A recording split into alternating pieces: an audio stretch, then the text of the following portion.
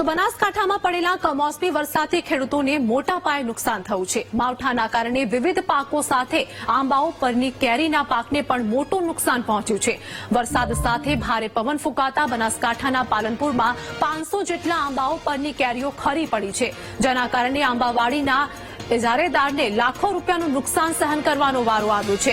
વિશાલ પટની અને તેમના પરિવારે આશરે 8 લાખ રૂપિયામાં આંબાવાડી ઇજારા પર રાખી હતી, તો આંબા પરની કેરીઓમાં 15 લાખ રૂપિયા જેટલી આવક થવાની તેમને આશા હતી, પરંતુ ભારે પવન સાથે ખાબકેલા કમોસમી વરસાદે તેમની ચિંતા વધારી દીધી છે।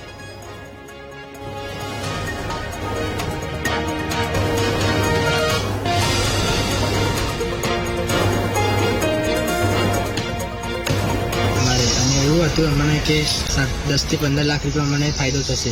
ગઈકાલે મોડી રાત્રે જોરથી વાવાઝોડું અને વરસાદ આવવાથી અમારી બધી કેરી નીચે પડી ગઈ અને અમારે બહુ ભારે નુકસાન થયું। આ નુકસાનની અમારે સરકાર દ્વારા અમારે એવી અરજી છે કે અમારે થોડો ફાયદો મળે, અમને એવી સહાય આપે। સહાય નહીં મળે તો અમારે બહુ મોટું અમારે નુકસાન થશે અને અમારે દેવું થઈ જશે મોટું। 500 આંબાવાડી છે, અમે ઉચક રાખી હતી 8 લાખમાં, પછી અમે ખર્ચો અમારે 8 લાખ છે, આવક હતી 15 લાખ।